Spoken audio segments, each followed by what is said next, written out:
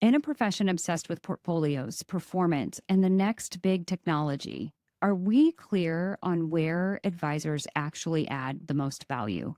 Because if markets are more accessible than ever, if investment management is increasingly commoditized, and if AI is about to change everything and make information even cheaper, then what exactly is the advisor's edge? My guest today has been thinking about that question for decades. Steve Lockshin is one of the early pioneers of the independent advisory industry. He founded his first RIA way back in 1994, served as chairman of Convergent Wealth Advisors, and is now founder and principal of Advice Period, which serves the ultra high net worth market.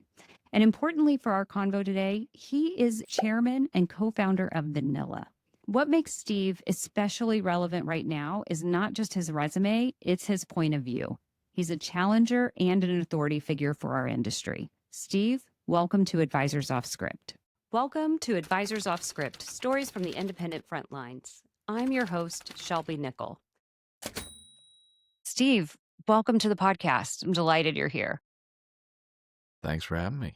All right. So I want to start today with just a little bit of context because a lot of advisors think that like going independent is this like modern new thing, this new trend. But you founded your first RIA in 1990s, and it was long before kind of going independent had this branding or the momentum or even the systems, the ecosystem around it that it has now. When you decided to start your first firm, what drove you to that? What independence actually mean for you? I kind of fell into it. The short answer is I didn't know any better.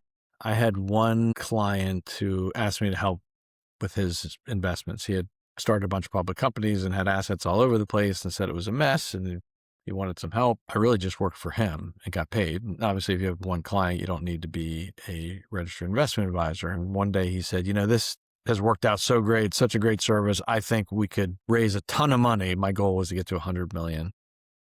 If we started a business. So I did a little research and you had to become a registered investment advisor. That framework was there. Bob, I think, had just started offering that solution. So I think we started with Schwab, had something called TPP, which was a DOS-based version of their access, which now kind of rolled into Black Diamond. And we used that. We just kind of figured everything out. So the short answer is I didn't know any better. I fell into it.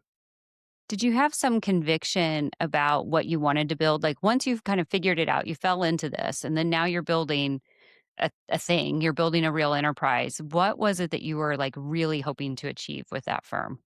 Think back then, and it evolves like the world. Back then, my mentality was to bring institutional type advice to consumers. So in the 90s, it was old school. If you go to see a broker, you'd say to them, I need some help with my asset management. They'd say, how old are you? You'd say, I'm 40. Like, great. We're going to put 40% in bonds that I'll manage, 60% in stocks that I'll manage. There was, not a lot of international investing for, a typical consumer. It was just stock pickers, and people were kind of just moving out of commissions into, different types of fee structures, asset-based. And one of the guys that was a mentor of mine ran a company called CDA Investment Technology, which sold to Thompson. And they provided institutions databases on institutional managers and asset allocation software. So he gave me access to all this and kind of taught me the institutional way of investing. And all I wanted to do was help consumers have access to that same type of solution because I felt the traditional model was kind of weak and broken. And I'd say that's the theme all along. It's how do we improve what's in front of us? Obviously, the industry has evolved, but that was the original premise. That's great. And you've really now seen the marketplace from all of these different angles, right? All of these, and I always hate it when people would say this and it makes me feel old, but all these decades, right, that we've been able to see the industry in. And I started in the industry, I guess, in right around 2000, 1999, maybe it was. And it's interesting now to think back probably for you because you were starting that chapter, you started that firm. Obviously the industry has evolved a lot. Like what lessons do you think or when you're talking with an advisor who's starting their own independent practice today, what do you think is something that they maybe underestimate about building an enduring firm? Because you really have built a few enduring firms now.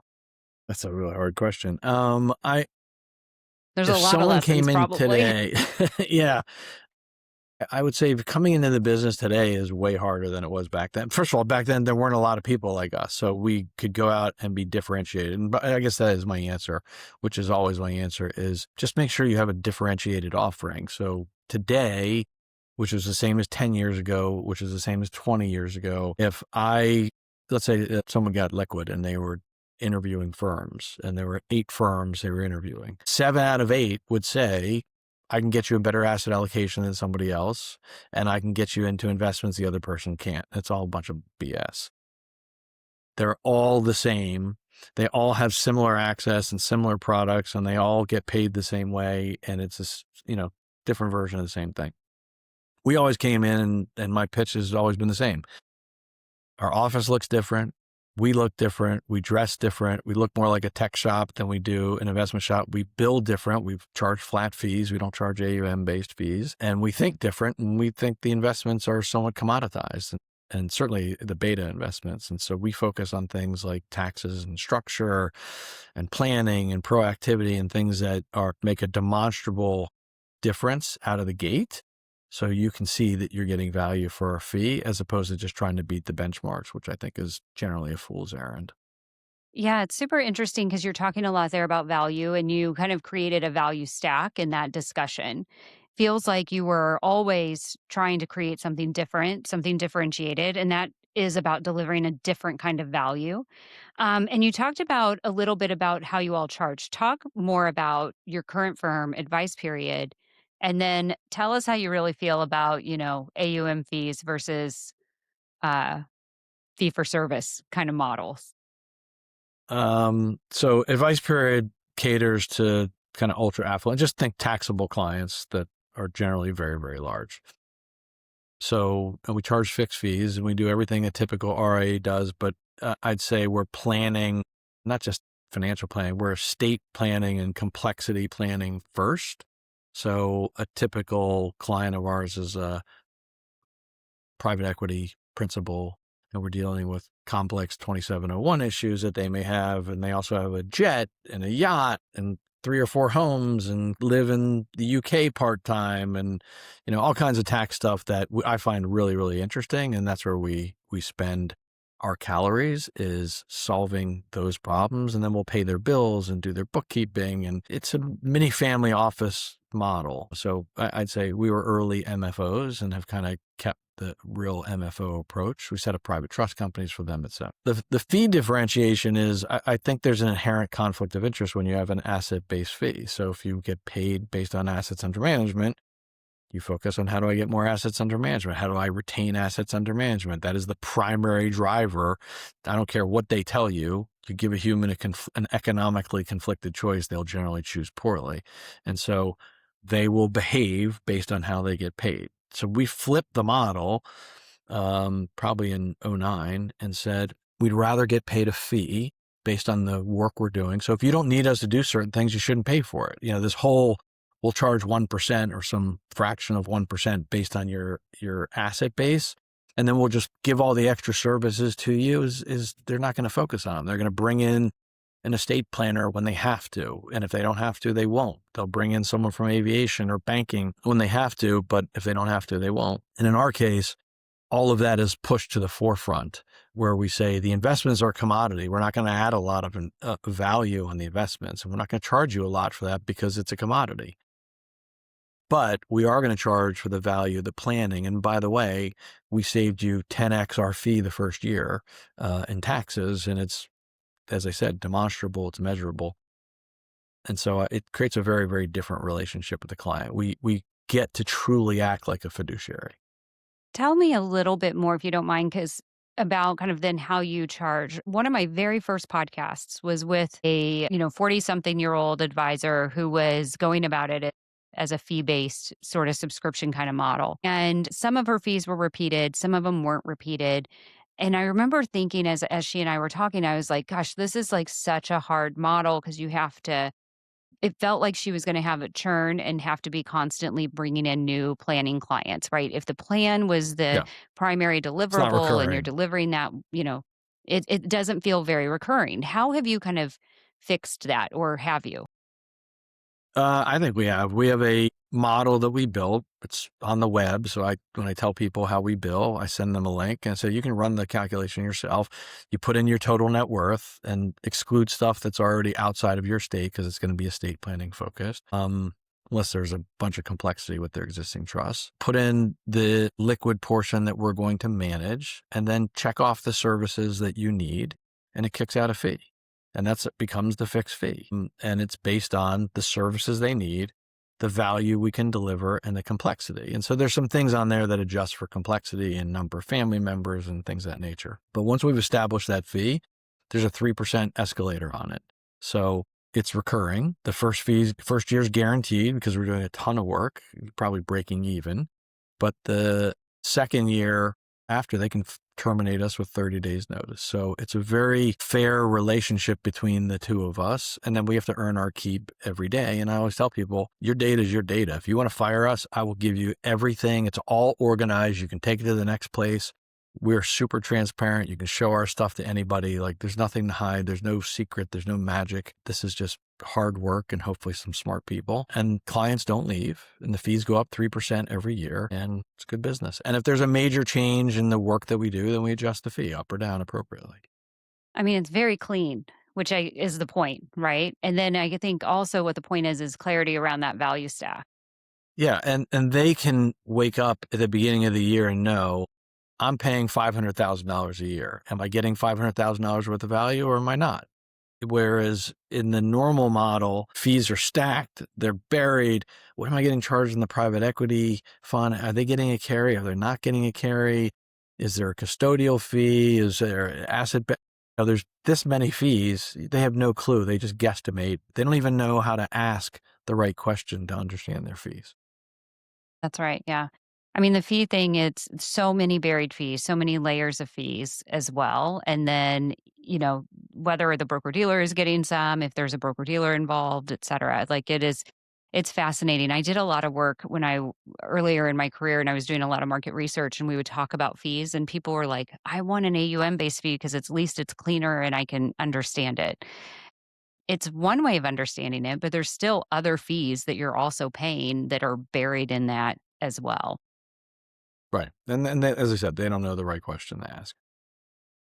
Yeah, yeah. So, but what I think about pricing, right? Pricing is always, am I getting a good value in the context of what I'm receiving for that price, right? That's what value is. And you're creating a world where value is obviously very high. If you don't have turnover in your clients, if they continue to stay with you year after year, then you know your value that you're providing is high. What do you think are the real places that advisors provide value? Because obviously you've said it's not in the investment piece. Yeah. I think being an interpreter of results, and the results come from understanding the landscape of what they should be doing and making it. And it could be as simple as, Shelby, you haven't done your estate planning documents. I'm going to stay on you until you get your estate planning documents. Or we ran an insurance calculator. You don't have the right amount of liquidity, so we need to protect your family. Those are fundamental things that every advisor should do, and unfortunately doesn't, which is part of the reason we started vanilla. But part of it's getting them on a track, helping them understand how to optimize their retirement plans. It all depends on your net worth, what services add the most impact. For me, ultra high net worth clients talking about Social Security doesn't make any sense. It has zero impact effectively on their portfolio. And generally it's true with their retirement plans, unless we can get hundreds of millions of dollars in their Roths, which we've got clients with, north of $1 billion in their Roth IRAs. Those kinds of things are areas where an advisor can add value. And I think bringing it all together, keeping it organized, most intelligent people can do anything they want. It's just, this is not what they focused on. So they decided to offload that to somebody else. And that person's job is to understand it, explain it, keep it organized, and make sure that, as I always tell people, I only care about three things. I want you to sleep at night. I want you to meet your financial goals. And I want you to say, I'm happy I met you. Those three things, we've done a great job. Well, that's fantastic. I know it's a very general question, and I'm probably kind of leading the witness here a little bit. But if you were to tell an advisor, like generally speaking, advisors in general, there's an area of the world that they're not hitting.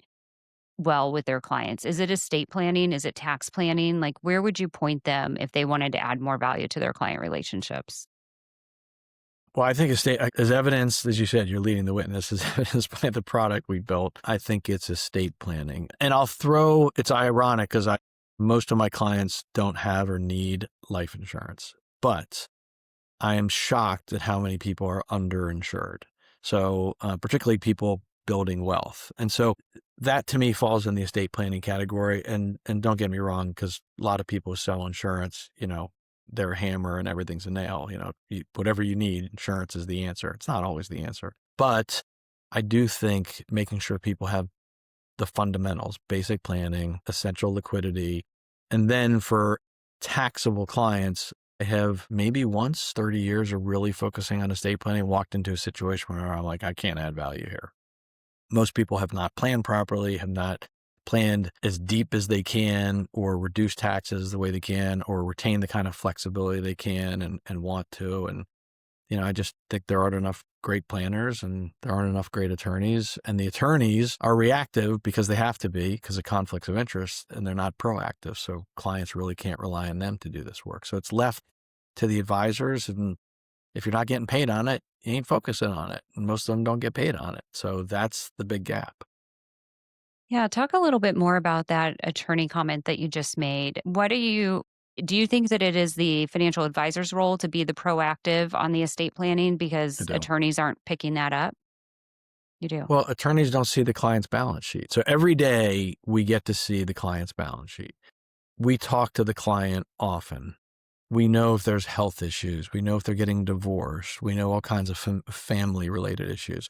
The attorney client relationship is traditionally very episodic. So maybe every 5 to 10 years, they call the attorney and say, hey, we got to update our plan. Or maybe they let them know something changed.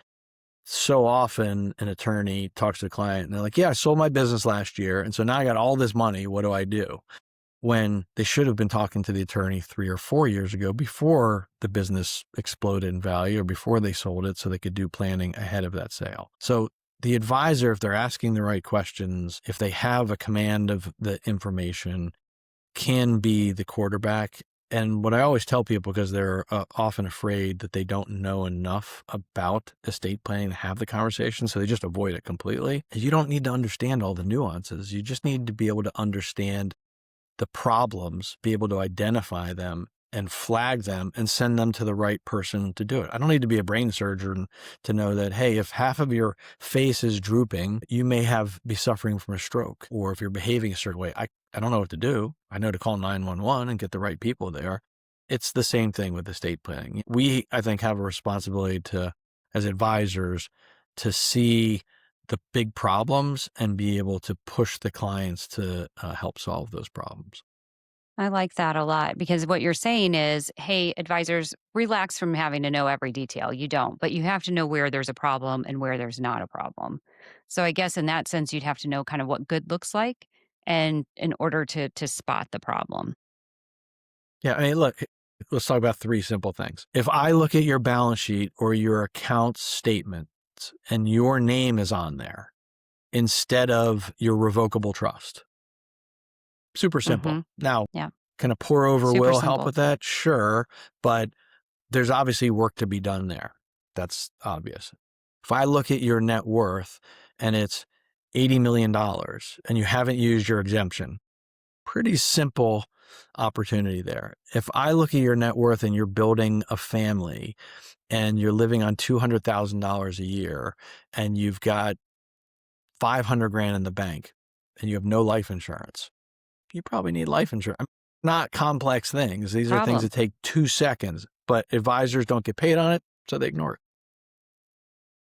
Do you think it's that they don't get paid on it, or is it that they just aren't comfortable talking about death also? Because estate I and don't th- insurance I don't think they're not requires like comfortable some talking about bravery. death. I don't think they're not comfortable. Okay. Maybe that's it. I don't think it's it. I think they're not comfortable talking about something where they don't have a command of the discussion. Here's what you can do with investments.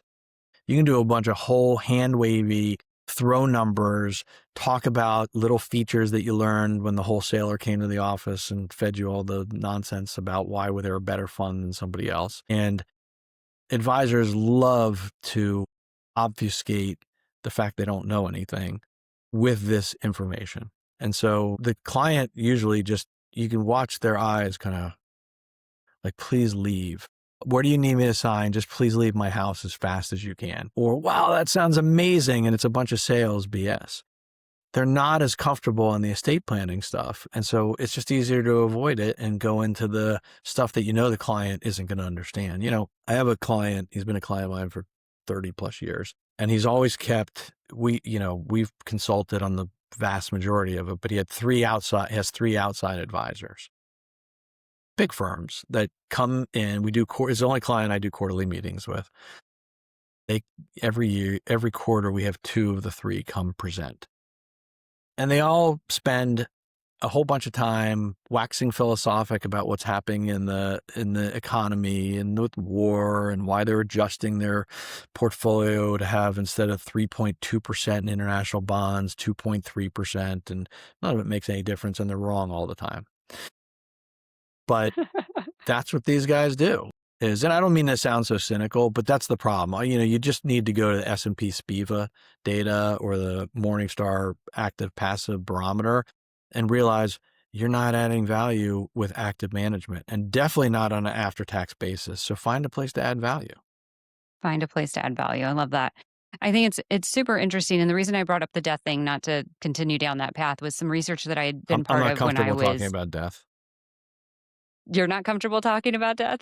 I'm joking. I'm fine. I talk about it all day, Yeah, every day. you started an estate planning company, and I'm very comfortable. Like my dad growing up, I grew up in a small town in the Midwest. My dad worked high voltage.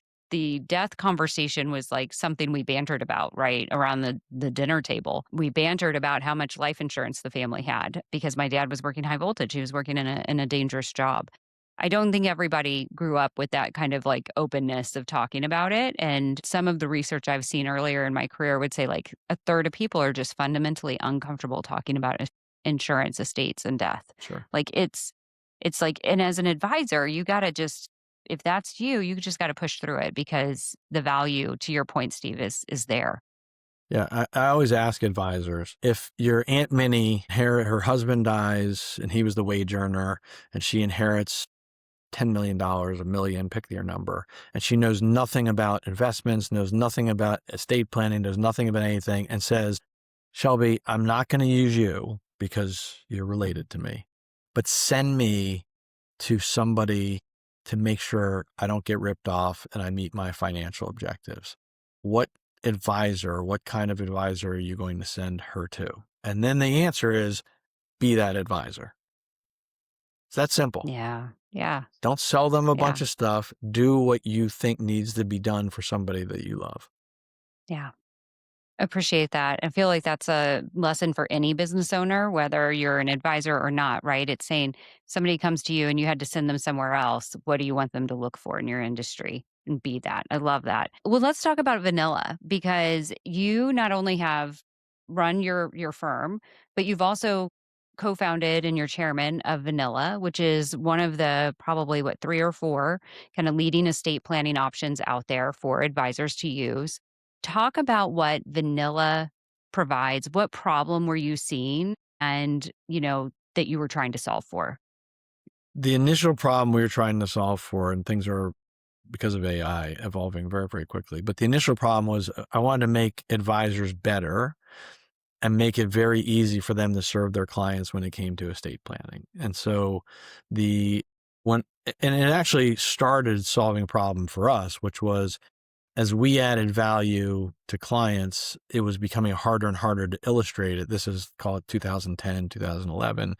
Because if you have $100 million and you move $50 million out of their estate, when they get their ADAPAR or Black Diamond or whatever report they're getting, the number at the bottom was still the same. So we created a report that illustrated how much was out of their estate, how much we saved. We projected it out to age 95 at 5% and illustrated the impact of the planning. And very quickly, the conversation changed to, well, why aren't we doing more of that? That seems to add a lot of value. And I wanted to automate it. And so that Vanilla was not vanilla. It was just a product for us to use internally. Then I showed it to some of my friends in the industry and they said, well, we want that too. And so the next problem wanted to solve was making it really easy to get documents that at the time people still had to go to their attorneys. It was a very painful process to have documents issued. And, Joe Bag of Donuts really needed, and COVID obviously illustrated the problem. And so we built that product and then it's continued to evolve. But the short answer, what I think Vanilla is today and what we're trying to be is we're really an end-to-end solution for a firm. So somebody just starting out a family, if you, like me, deal with ultra affluent people, they have kids and grandkids that need basic planning. So we'll cover all the basics from documents to understanding to life insurance calculators to all that, make it super digestible, easily accessible. It costs them nothing. All the way up to the most complex clients where the system will tell them based on looking what they have, here's what you should be doing for that client. And then the AI component, which clearly is, more recent in the last couple of years, you can just take someone's information, dump it into the system, and it will, within a few minutes, tell you, here's the entire plan, here's what it looks like, here's who gets paid what when, here's how the beneficiaries are able to access funds, here's the fiduciaries, everything you need to know about it, and identify problems in there. Anything from misspelling to they had your middle initial in one area and they did in another, all the way to they live in Michigan and it's a Florida trust. And very, very complex things obviously get pulled out as well. So it's designed to be an exoskeleton for advisors so that they can do the heavy lifting that they're not comfortable doing by using the software. That's great. Is and I just want to confirm that I've got this correct. I mean, well, I guess I have two questions, but one, is it exclusive to estate planning? Because some of what you just talked about was maybe even a little bit broader. I just want to check that. What encompasses estate planning? It's like I said earlier, I don't sell insurance, but I believe insurance is part of estate planning. So that's in there. So there is some financial planning component, but that's not the primary focus of the software. We've rolled out income tax components as well because AI has accelerated that and the industry has asked for it. So the problem we have today as advisors is we have 4, 5, 6, 7 different pieces of software that all look different. Some talk to each other, some don't, some talk better than others. And how do we minimize the times we have to enter information? How do we minimize the opportunity for error because information doesn't flow properly? And how do we make sure that there's proactivity? Because there's so much information to take in.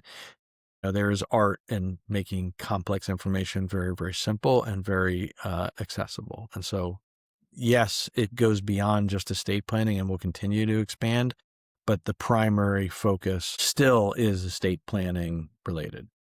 Yeah. And it seems as if you built this for yourself first, right? So you were compelled to build something and then became bigger than you in that it was offered to others, et cetera. What is sort of the growth ambition for Vanilla? It's, I mean, general ambition in the industry is to change the industry. And so I hope this is a Love it. tool that helps change the industry. I think we can just do a better job. I think we're severely overcompensated for the value that we deliver as an industry. So my hope is this becomes a tool that allows advisors to expand their offering to their clients so they are delivering more value and making sure that these families get the proper estate plans and have the proper amount of insurance. It's one thing to be super rich and not save every tax dollar you could. No one's going to miss a meal. It's not a horrible thing. But if you're in a family that has little kids and the wage earner dies unexpectedly, car accident, whatever, cancer, whatever it may be, and there isn't sufficient liquidity and the documents weren't in place, you've created a shitstorm for the survivors. And there's no reason to do that. It's pay now or pay later, and the payment now is a fraction of what it'll be later. And I mean that in the terms of premium, the amount of time it takes to get some documents done. And so as advisors, I believe that we have a responsibility to make sure that stuff gets done. And that's what the software is really built to do, is to help make sure advisors are doing the job they should be doing for their clients. I want to double click into it too, and that you mentioned software, but I also know that it's not just software. Can you talk about the team of attorneys and paralegals and how you've sort of have combined it so that it's really the best of sort of both worlds? Yep. AI is great and getting better every second, but it is not perfect. And there are nuances. And unfortunately, a lot of trusts are not written very well by some attorneys. And so it takes some human interpretation. So we have a team, we call the A team, the abstraction team of experienced attorneys and paralegals that will actually abstract the documents. So we can use AI to do the first pass, and then advisors can pay a service fee to have the A team actually review, pull the data out of the documents and make sure it's correct and put it into the system. And if you're not tech oriented, or you don't have an attorney on staff to do this, or you don't fully understand it, or you just don't want to hire somebody extra, you can outsource that to Vanilla. And none of our peers have that solution. And then we are also the only firm, I'll say our competitors say they have something similar, but it's a loose network. We have a network that is one firm that has 100 attorneys across the country that are solely dedicated to serving advisors and know how to work with advisors, so that when you go to do your documents, you can pick self-directed or attorney-guided and engage this law firm directly. And the fees are great and the service is great. And that's another human component. It's a differentiation from our peers. Yeah, it's a really strong strategic choice to have a network that you can be a key referral source or a key, generator to them, and then be able to control that service as well. So that's a great strategic choice on your part. One of the things that you mentioned is, of course, AI is speeding everything up. Everybody in the world is talking about AI, right? We just had Future Proof in Miami. It was just centered around AI. I didn't get to go this year, but I was, full of FOMO because I wasn't there. Talk about AI, and what do you think is like, how are you incorporating it, first of all, into vanilla? I mean, it permeates Vanilla and It's it's everywhere, only probably. accelerating. And when I mentioned, if you sent me you're a prospect and you send me your documents, I can just upload them into Vanilla and it will give me a beautiful report about your entire estate. So that's the first place that I use it. Uh, it's great at pulling out all the information about your documents so that we can do a proper abstraction and showing you where it came from. You can ask the AI anything about the documents. So now if a client calls up and says, who's the protector of this trust, or what are the dispositive terms, you can literally just go right into the AI and say, what are the dispositive terms of this trust, or anything you want to ask it. Because we've also built an MCP server so that it looks across the entire book of business as well as all the documents in a client's portfolio, if you will, and ask it just natural language questions. And then we're using it for development. So it's allowing us to keep fewer engineers. We don't have to hire as many to develop things faster. I can prototype. I built, and I'd say I'm in kindergarten compared to the people who really know what they're doing and are engineers. But I learned, as a lot of my peers, how to code, because you don't really need to know how to code anymore. You just need to know how to use the tools. I built a Monte Carlo simulation and life insurance calculator and intake engine in about 5 hours that blows away anything I've seen yet out there. It's not ready for full production, but I can prototype that, give it to our team and say, build this into our product. And so it's really accelerated prototyping and building things. And the AI asks you questions you didn't think to ask yourself, which is great. Yeah, I love that. I love how it can help organize thoughts, et cetera, right? Like, I think lots of people are using it that way already, but what you're talking about is next level usage, of course. I think about AI a lot and I hear from advisors. Obviously, there's some advisors that are fully embracing it, some advisors that are really worried about it. And I don't think the question is going to be like, will advisors use AI? I think we're all seeing that advisors are using AI. They're putting in Jump, they're putting in Zux, they're contracting with Vanilla, right? Like they are using AI, they're open to it because they need the capacity gains that can come from it. But I think also a really interesting question, and I'd love your viewpoint on this, is like, what becomes the advisor's value when the presence of technology is so strong? I mean, I always hate when people say it's a great question, but that is a good question. The advisor's role, I started off when you asked me, I think is that of an interpreter and somebody who's organized. Now, do I think AI can get there? Yes. Do I think people still will crave human interaction and trust? Yes. If you've not watched the movie Her, you should, have you seen Her? He falls I in don't love think with I his have. No. Oh, you should. I think it's Joaquin Phoenix, but he falls in love with his OS. And I won't tell you the ending, but it's a very, very interesting play on the future, and I think it's very telling of what the cycle that we may go through. So I think there's still a role for the advisor, but if you're not doing all of these things that you should be doing for a client, the veil is going to be pulled off very, very quickly. Project I'm working on is building a public-facing tool where any consumer can drop their quarterly report or their monthly statement or a text from their advisor or any information in, and it will tell you the questions that you're not asking. Make sure it understands the fees and ask the questions for you. You can literally, it will write the email you can send to your advisor. Just hit the button, put your advisor's email, and it'll send the advisor a question or questions. It will identify gaps in the portfolio, and it will compare the appropriate mix to something as easy as Acqui Ag, or Vanguard's got a bunch of strategic funds that are 40, 60, 60, 40, 80, 20. So a combination of those, and say, you're doing this, you could be doing this. By the way, you're paying this, and they didn't really tell you much in this presentation except how great they were doing. They left all this out. And taxes will be a very, very heavy component in this because nobody talks about the taxes on their portfolio and the tax drag. AI, I think, is Talk about going to, contrarian. yeah. Well, look, I'm happy I'm old because I can stop all this happens, but it's tough. Like if you're not paying attention, you are going to be passed by or run over by AI, I think, in our industry. Wow. I mean, it's an unfortunate, like, maybe reality and viewpoint. And I think lots of people are trying to come to grips with how fast is that really going to happen. But tools like what you just described is going to help speed that along. It seems as if the advisor at that point then not only has to still deliver on the mechanics, right, which AI can help a lot with the mechanics of investing, with picking the right funds and being able to do the comparisons that you just talked about, right? Those were all holes that you just identified that an advisor with a good system could overcome pretty quickly.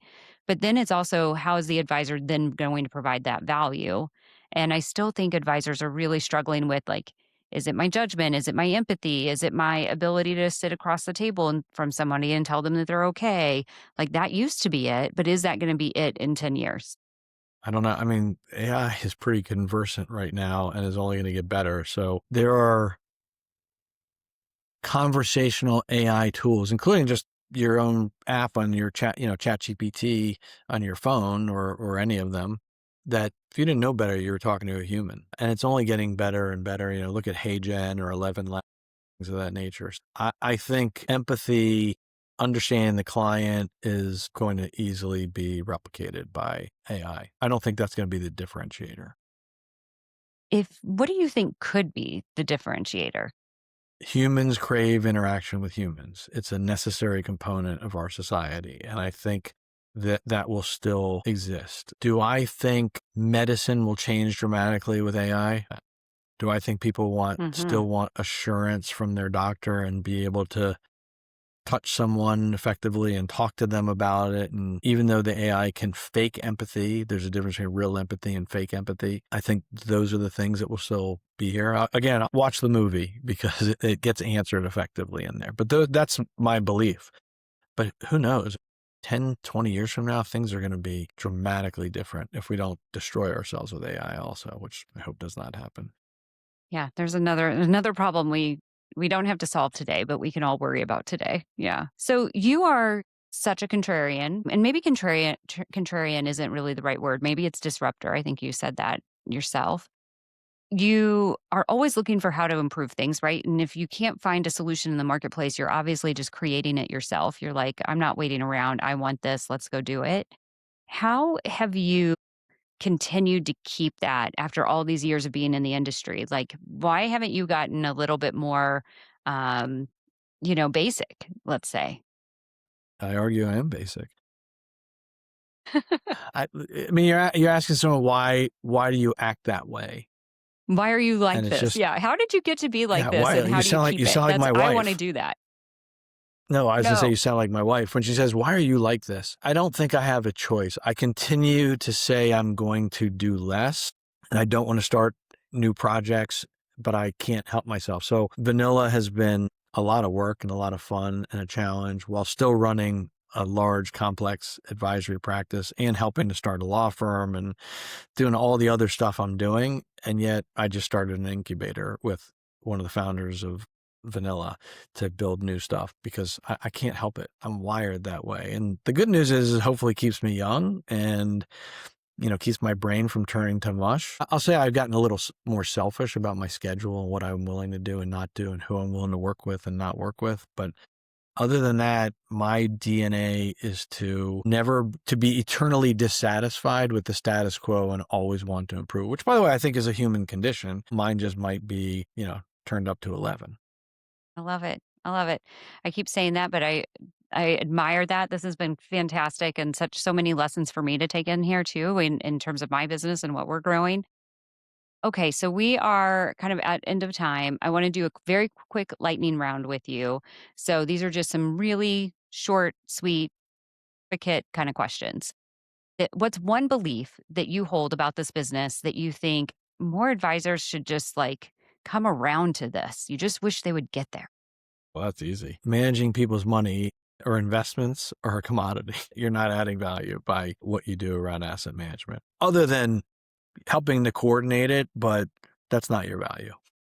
All right. What's something that too many advisors still overestimate? Sounds maybe kind of aligned. The impact that they're making on their clients' lives and, that they're worth their fee.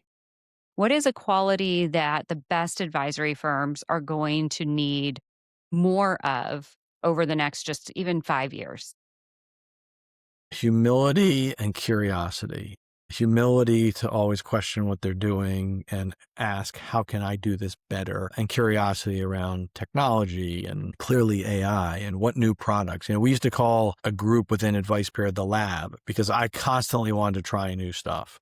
And so I had a small group of folks and they hated me for it, but I would see new software.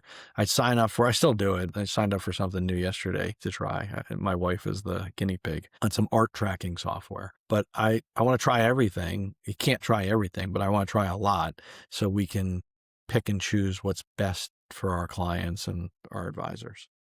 And then what is one way, and this is our question we ask everybody, because obviously the podcast is called Advisors Off Script.